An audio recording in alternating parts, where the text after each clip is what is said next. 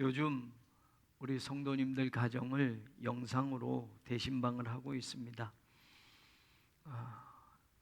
8개 지역을 한 달에 한 지역씩 하고 있어서 10월이 되어야 이 영상 신방이 끝날 겁니다. 각 가정에서 좋아하는 성경 구절을 3개를 골라주시면, 가끔 1개만 골라주시는 가정도 있습니다.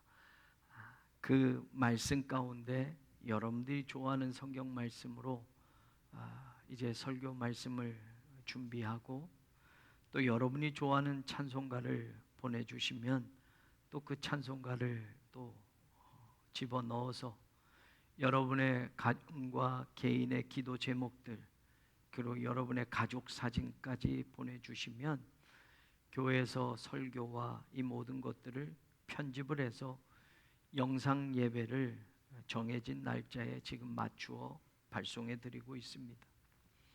설교 준비와 영상 녹화 편집 등 준비하는 데 들어가는 시간은 제법 많이 소요되어 있고, 또 준비하는 기간이 또 시간이 많이 들어가게 됩니다만, 코로나 바이러스 감염 확진자가 매일 나오는 이런 상황에서 목회자가 성도들의 가정을 직접 찾아가는 신방을 드릴 수 없는 상황에 온라인으로라도 여러분 가정에 말씀을 준비해서 이렇게 영상으로 대신방을 할 수 있게 해주신 하나님께 감사를 드리고 있습니다.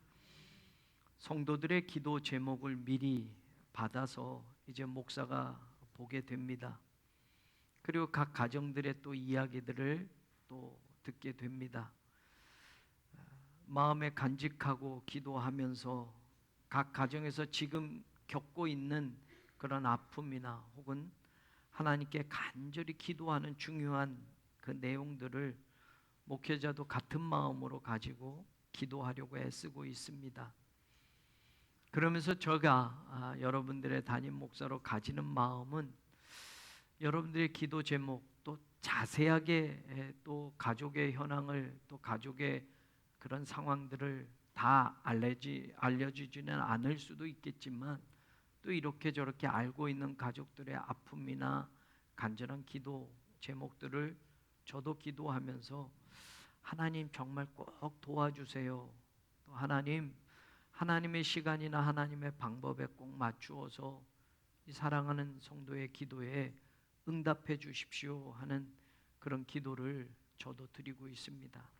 그런 의미에서 지금 여러분의 인생과 삶의 모든 자리에 10절에 하나님이 내가 너를 도와주리라 라고 하시는 이 말씀이 들려질 수 있게 되기를 간절히 주님의 이름으로 소망합니다.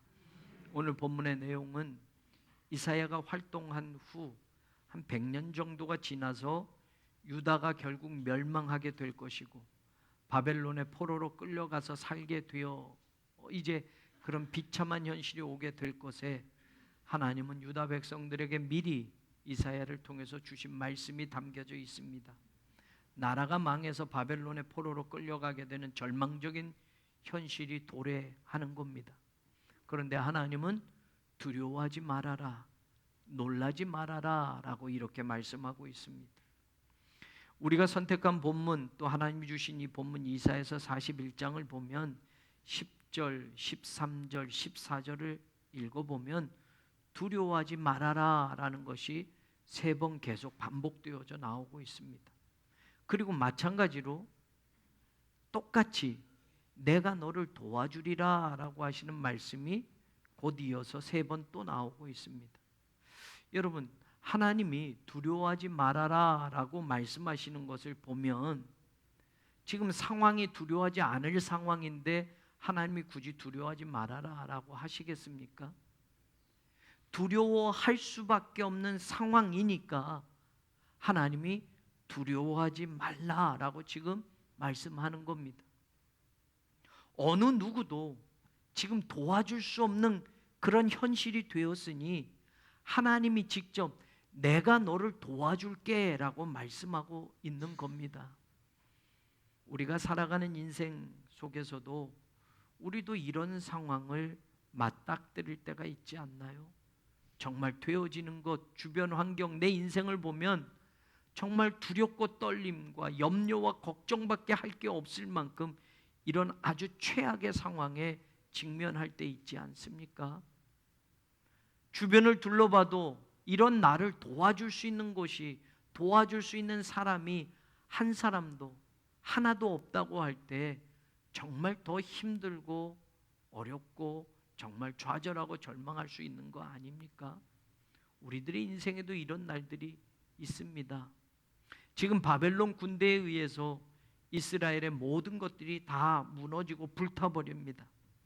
게다가 많은 사람들이 포로로 끌려가서 이국 땅에서 살게 되는 현실이 어떻게 두렵지 않겠습니까? 어찌 그 일이 놀랄 일이 아니겠습니까? 유다 백성들은 설마 하나님이 거하시는 성전까지 무너질까? 그럴 수 없어 라고 했는데, 하나님이 거하시는, 하나님이 임재하시는 성전마저, 그렇게 중요하게 여기는 그 예루살렘 성전마저 이방인들에게 짓밟혀지고 불타버리고 아무것도 남지 않게 되었을 때 두려울 수밖에 없는 상황이 되고, 절망밖에는 남은 것이 없어서 모두가 이제 끝났구나 할 만한 현실이 왜 두렵지 않겠습니까? 그런데 하나님은 이사야를 통해서 말하는 겁니다. 두려워하지 말아라, 놀라지 말아라 라고 하십니다. 내가 너를 도와줄게 라고 하십니다. 이 말은 비록 유다 백성의 우상 숭배와 그 죄악 때문에 나라가 망하게 된 것이고, 백성들이 결국 자신들의 죄악과 우상 숭배 때문에 고통받게 된 것이지만, 하나님께서는 그런 백성들까지도 절대로 포기하지 않으신다고 하는, 하나님은 끝까지 하나님의 백성을 책임져 주실 것이라는 그 약속이 이 말씀 속에 담겨져 있는 겁니다. 저는 오늘 우리의 삶의 자리에도 이 말씀이 들려질 수 있게 되기를 간절히 원합니다.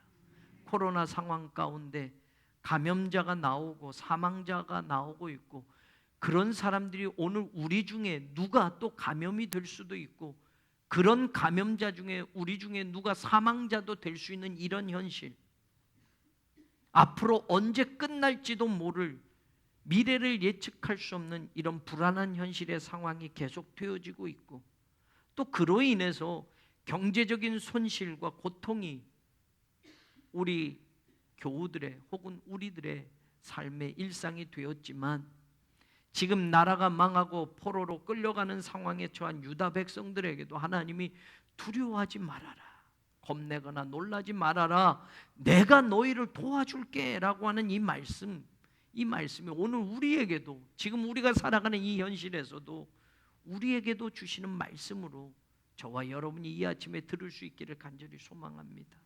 그런데 여러분, 이 말씀은 하나님이 하나님 백성 앞에서만 하고 있는 것이 아닙니다. 모든 민족들을 향해서 하시는 말씀입니다. 1절을 보면 섬들아 내 앞에 잠잠하라, 민족들아 힘을 새롭게 하라, 가까이 나오라, 그리고 말해라. 우리가 서로 재판 자리에 가까이 나아가자라고 말합니다. 자, 모든 민족, 모든 세대가 다 내 앞에 나와봐라. 아니, 나도 너희들 앞에 가서 우리가 한번 재판정에 서는 것처럼 시시비비를 가려보자. 우리 인생의 모든 이 현황과 이런 모든 삶의 내용을 다 말해보고 정말로 재판정에서 진실을 밝혀내는 것처럼 한번 변론해보자 라고 하나님이 말씀하고 있습니다. 그래서 2절에서 4절을 보면 세상 역사에 개입하시고 역사를 주관하시는 분은 하나님이지 우상이 아니라고 선포하십니다. 지금은 바벨론이 주변 열국을 다스리고 있어서 하나님이 없는 것처럼 보일지 모르지만, 사실 그것마저도 하나님이 주관하고 계시는 것이고, 하나님이 그 왕권을 또 다른 나라로 옮기셔서 바벨론이 망하고 또 다른 왕이 주변 나라 왕들을 다스리게 하실 것이라고 하나님이 말하고 있습니다. 그를 하나님의 발 앞에 부르셔서 하나님의 주권과 역사와 통치가 이루어지는 도구로 하나님은 선택해서 쓰실 수도 있다고 말하는 겁니다. 누가 이 일을 할 수 있고, 누가 처음부터 만대, the generation, 모든 세대들을 불러내었느냐라고 하나님이 말합니다. 이 세상 역사 가운데 존재한 모든 세대와 사람들을 누가 있게 하였느냐? 나 여호와다. 처음에도 나고 나중 있을 자에게도 내가 곧 바로 그니라. 이 세상 모든 것들은 사실 나 여호와가 주관하고 있는 것이다. 하나님은 이스라엘 백성들만의 하나님이 아니라 이 세상 모든 민족을 주관하시고 모든 역사의 처음과 끝을 이루어 가시는 분이라는 걸 지금 이사야를 통해서 하나님이 말씀을 하고 계시는 겁니다. 21절부터는 이 재판을 더욱 확고히 하는 결정적인 변론을 하나님이 말씀합니다. 너희 우상들은 소송해봐라 라고 말합니다. 확실한 증거를 대봐라 라고 말합니다. 22절에 보면 장차 당할 일을 우리에게 진술해봐라. 앞으로 일어날 일도 한번 얘기해봐라. 이전 일이 어떠한 것도 알게 하라. 앞으로 올 일들을 한번 알고 있으면 얘기해봐라 라고 말합니다. 그리고 23절 뒤에 올 일을 알게 하라.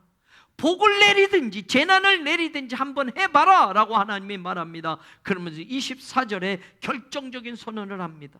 보라, 너희는 아무것도 아니며 너희 일은 허망하며 너희를 택한 자는 가증하니라. 역사를 주관하는 분은 하나님밖에 없다라는 말입니다. 이 세상 나라의 흥망성쇠와 모든 역사의 흐름은 이스라엘만이 아니라 모든 역사의 흐름은 하나님의 주권 아래에 있다는 겁니다. 하나님이 나라를 세우시기도 하고 나라를 폐하시기도 하십니다. 하나님의 계획과 하나님의 통치를 벗어나서 일어날 수 있는 일은 단 한 가지도 없다고 말씀하는 겁니다. 그렇기 때문에 하나님의 백성들은 어떤 시대를 살건 어떤 인생의 환경 앞에 맞닥뜨리건 그 현상만 보는 것이 아니라 그 이면에서 모든 것을 통치하고 다스리시는 하나님의 보좌를 볼 수 있어야만 합니다. 하나님만이 우리를 도와주시는 분이시며 살아계신 하나님만이 참된 신이시며 이 세상 모든 역사를 주관하시고 이 세상 모든 나라를 통치하신다는 것을 분명히 믿고 그 신앙을 가지고 살아갈 때 하나님은 우리에게 말씀하시는 그 말씀이 우리를 향한 약속으로 다시 들을 수 있게 된다는 말입니다. 그 신앙을 견지하는 사람이 8절을 듣게 되면 이 말씀이 우리에게 얼마나 큰 위로가 되는지 모릅니다. 하나님은 하나님의 백성을 세 개의 특별한 관계로 지금 부르고 계십니다. 나의 종 너 이스라엘아. 하나님은 하나님의 백성을 나의 종이라고 부르십니다. 그런데 여러분, 종하면 우리는 허드렛 일이나 하는 노예들, 하인들로 취급하는데 나의 종이라고 하나님이 부르실 때 구약 성경에는 모세를 향해서, 여호수아를 향해서, 다윗을 향해서, 엘리야를 향해서 아무나 하나님이 나의 종이라고 하나님이 직접 이리 말씀하지 않았습니다. 모세, 여호수아, 다윗, 엘리야 같은 이런 사람들에게 하나님이 직접 나의 종이라고 부르셨던 겁니다. 바로 그 말씀을 하시는 거예요. 하나님이 우리를 그만큼 인정해 주신다라는 이야기입니다.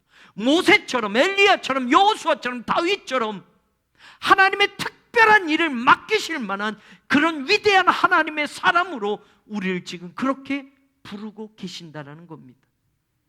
허드렛 일 시키려고 부르시는 것이 아니라 아무나 할 수 있는 일, 종이나 노예가 하는 그런 일 시키려고 부르시는 것이 아니라 모세만이 할 수 있고 여호수아만이 할 수 있고 엘리야만이 할 수 있고 다윗만이 할 수 있는 그런 특별한 하나님의 종들, 바로 그런 종들을 부르시는 똑같은 호칭을 지금 부르고 계신다라는 겁니다.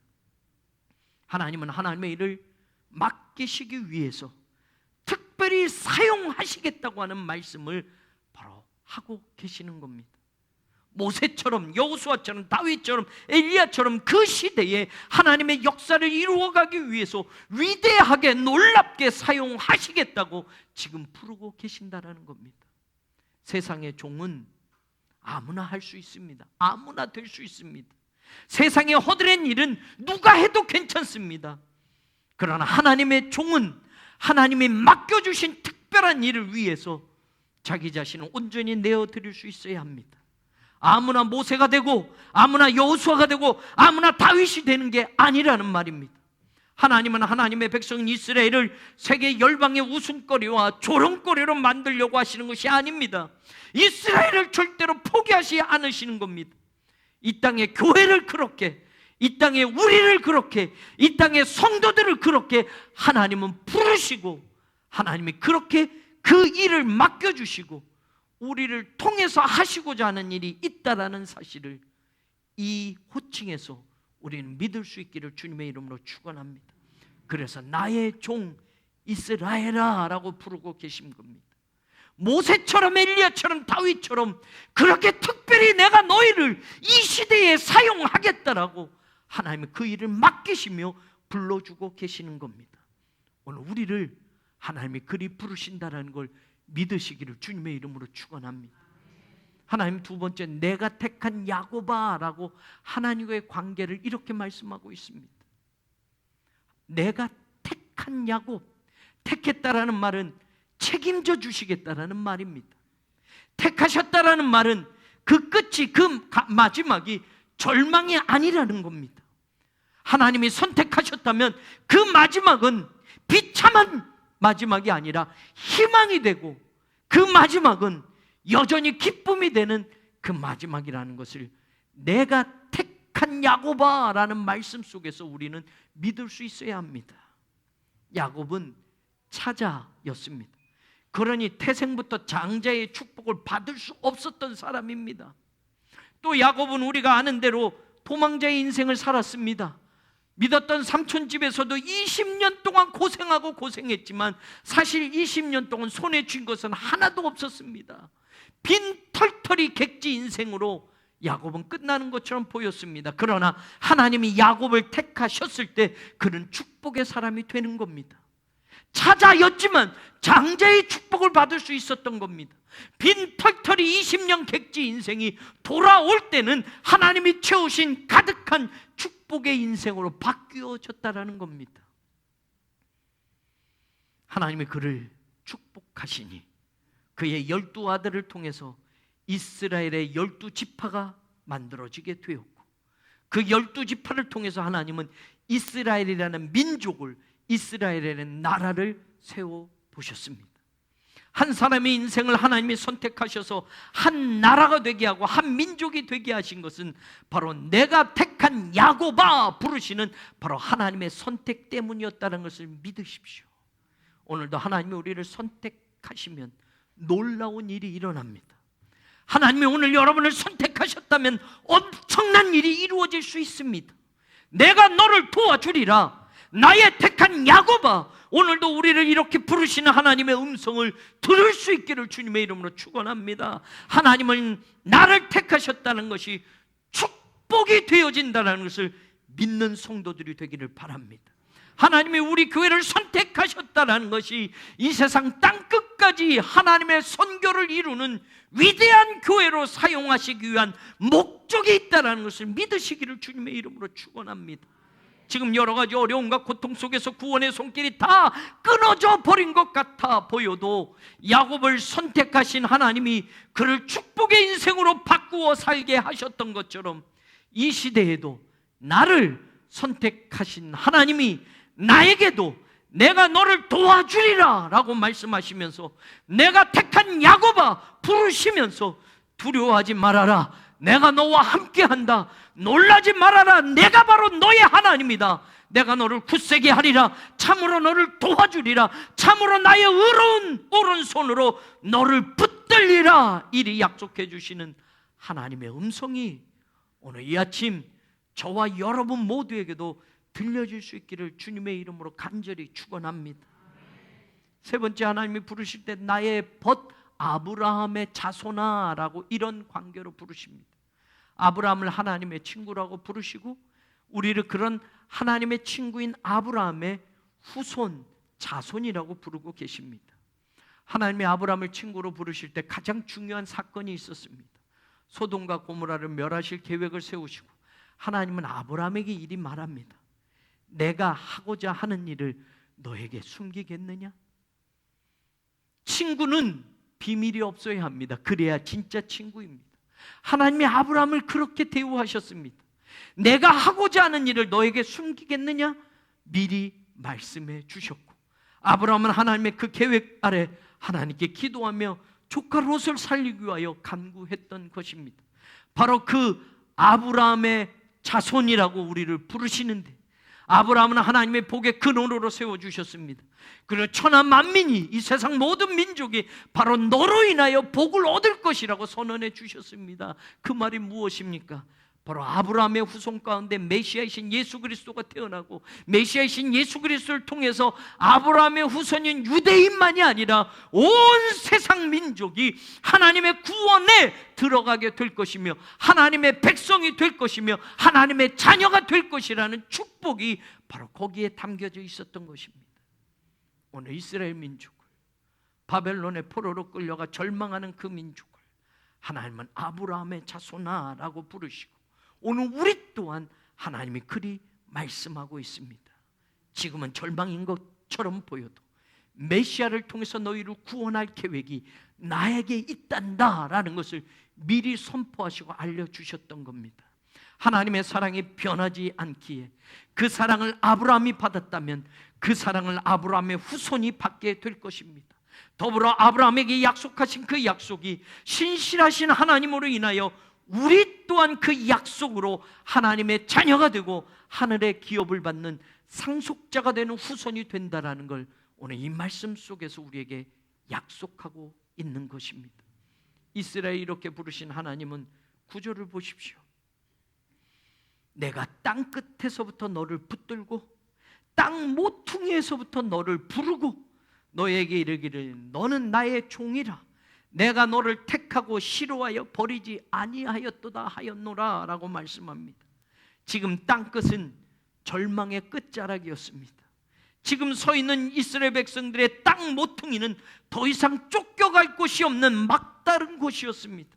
바벨론의 포로 생활이 바로 그런 현실이었습니다. 그런데 하나님이 말씀하는 겁니다. 네가 땅 끝에 있어도, 네가 땅 모퉁이에 있어도 거기서부터 내가 너를 다시 꽉 붙들어 줄 것이고 너를 놓치지 않을 것이고 너를 버리지 않을 것이다. 이런 하나님의 진심을 오해할 만했습니다. 하나님이 우리를 버리셨다고 원망할 만했습니다. 하나님은 우리를 잊어버리셨다고 통곡할 만했습니다. 그런데 깨닫는 겁니다. 하나님은 우리를 땅 끝에서도, 하나님은 우리를 땅 모퉁이에서도 다시 부르고 다시 붙들어 주시고 끝까지 버리지 않고 좌절과 절망을 용기와 희망으로 바꾸어 다시 일어서게 하시는 분이시구나. 그 하나님이 저와 여러분의 하나님인 줄로 믿습니다. 그 하나님이 오늘도 저와 여러분을 이렇게 부르시는 줄로 믿습니다. 내 인생이 땅끝에 막다리 갔을지라도, 내 인생이 더 이상 물러설 곳이 없는 땅 모퉁이에 처한 그런 비참한 인생이 되었어도 내가 거기서부터 너를 다시 부를게, 내가 거기서부터라도 너를 다시 붙들어 줄게 약속하시는 그 약속이 오늘 하나님이 우리에게 하시는 약속이라는 것을 믿으시기를 주의 이름으로 축원합니다. 그러니 10절에 우리가 너무나도 좋아하는 말씀, 두려워하지 말아라, 내가 너와 함께한다. 놀라지 말아라, 내가 너 하나님이야, 너의 하나님이야. 내가 너를 굳세게 할 거야. 너를 참으로 도와줄 거야. 내 의로운 오른손으로 너를 꼭 붙들어 줄 거야. 어떤 상황, 어떤 현실에도 두려워하지 말라고 힘을 주십니다. 놀라지 말라고 용기를 주십니다. 내가 너와 함께하고 내가 너의 하나님이기에 너를 굳세게 하고 붙들어주고 너를 진짜 참으로 도와줄 것이다. 사랑하는 여러분, 우리에게 고난이 와도, 내 인생이 지금 절망의 구덩이에 던져진 것 같아도, 우리에게 남은 것이 유다 민족의 현실처럼 잿더미밖에 없어도, 지금 내 인생이 땅끝으로 몰려가고 땅 모퉁이까지 쫓겨났어도 내가 너의 하나님이다. 내가 너를 굳세게 할 거야. 내가 너를 도와줄 거야. 내 의로운 오른손으로 너를 붙들어 줄 거야 약속하신 하나님을 믿으시고 포기하지 않는 여러분들이 되기를 주님의 이름으로 축원합니다. 떠나지 마십시오. 하나님에게 등을 돌리지 마십시오. 여러분 생각으로 하나님을 비판하지 마십시오. 다 끝났다고 절망하지 마십시오. 내 인생이 땅 끝까지 몰려가도, 아무것도 없는 빈털터리가 되어도 내가 너를 붙들어 줄게. 내가 너와 함께 할게. 내가 네 하나님이야 라고 하시는 이 음성을 놓치지 않는 그런 성도들이 되고 자녀들이 되기를 주님의 이름으로 축원합니다. 교우들 가운데 힘든 이야기들을 듣고 그 힘듦에 무너지고 돌아서고 떠나는 안타까운 이야기를 들으면 지금도 하나님 앞에 나와 지금 이 하나님이 바로 내 하나님이란 걸 믿고 맡기고 땅 모퉁이에서도 나를 다시 일으켜 주시고 붙들어 주실 것을 믿고 나아가면 절망이 희망이 될 것인데, 왜 다시 절망의 그 끝자락으로 자꾸 떠나려 하는 것인지. 11절 12절은 더 위대한 말씀을 합니다. 너에게 노하던 자들, 그들이 수치와 욕을 당할 거야. 너하고 다투던 자들, 아무것도 아닌 것처럼 될 것이고 멸망할 거야. 네가 찾아도 너와 싸우던 그런 자들을 만나지 못할 거야. 왜냐? 너를 치는 자들은 아무것도 아닌 것 같이 허무한 것 같이 될 것이야. 한때는 유다 백성들이 두려워 떨던 나라들 아닙니까? 한때는 그렇게 무서워 떨던 아수르 민족, 바벨론 민족 아닙니까? 한때는 그들을 상대하기 벅찬 이스라엘이 아니었습니까? 그들의 칼날에 힘없이 쓰러질 수밖에 없지 않았습니까? 그들이 짓밟히면 짓밟히고 그들이 잔인하게 쳐들어오면 당할 수밖에 없지 않았습니까? 한때는 패배를 안겨주고 눈물의 고통을 심어주던 그 모든 원수와 대적들이 오히려 이제는 수치를 당하고 욕을 당하고 아무것도 아닌 것 같이 그들이 멸망하게 될 것이라고 하나님이 약속해 주십니다. 왜 그런 인생의 역전이 찾아올 수 있었습니까? 13절에 말하는 것처럼 내가 너를 붙들고 너에게 두려워하지 말라, 내가 너를 도울 것이라 한 그 약속 때문이라는 것을 우리는 잊어버리지 말아야 합니다. 14절도 말하지 않습니까? 버러지 같은 너 야곱아, 두려워하지 말아라. 14절 마지막, 내가 너를 도울 것이라. 예전 우리말 성경에는 지렁이 같은 너 야곱아, 돌라흐 이렇게 번역이 되어져 있습니다. 사람이 밟으면 꿈틀거릴 수밖에 없고 짓누르면 죽을 수밖에 없는 무기력하고 한없이 약한 존재가 이스라엘이었다라는 말입니다. 그런데 그들을 내가 도울 것이라고 하나님이 말씀했고, 너를 구속할 자가 이스라엘의 거룩한 이라고 지금 말씀하는 겁니다.